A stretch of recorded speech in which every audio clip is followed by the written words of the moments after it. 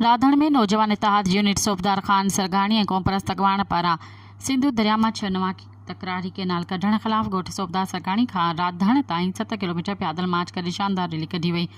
Rally में औरतुनि ऐं मासूम ॿारनि वॾे अंग में शिरकत कई। पैदल मार्च दौरान रैली मथां विख विख ते गुलनि जी वर्खा कई वई।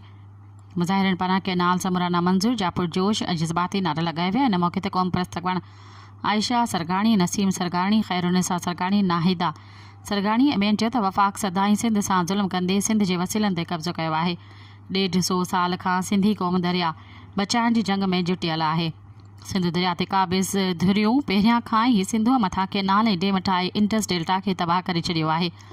मथां वरी 6 नवां केनाल कढी सिंध जूं ज़रख़ेज़ ज़रई ज़मीनूं तबाह करणु चाहिनि था। वफ़ाक़ जे अहिड़े कुधे अमल जी असां सख़्त मुख़ालिफ़त कयूं था।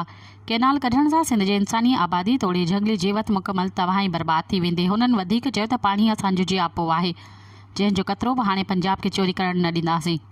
असां पंहिंजी जानियुनि जा नज़राना ॾेई सिंधु दरिया खे बचाईंदासीं। मुज़ाहिरनि आलमी इदारनि तोड़े वसवारनि खां मुतालबो कयो आहे त सिंधु दरिया मां तकरारी केनाल कढण वारो फ़ैसिलो वापसि वरितो वञे। ॿी सूरत में समूरी सिंध पुरअमन एहतिजाज जारी रहंदी। रैलीअ में क़ौमी कारकुननि, सिविल सोसाइटी ऐं सवाफ़ी बिरादरी वॾे अंग में शिरकत कई। सब्सक्राइब कयो अवामी न्यूज़ HD खे ऐं ताज़ा तरीन ख़बरुनि लाइ ॾिसंदा रहो अवामी न्यूज़ HD।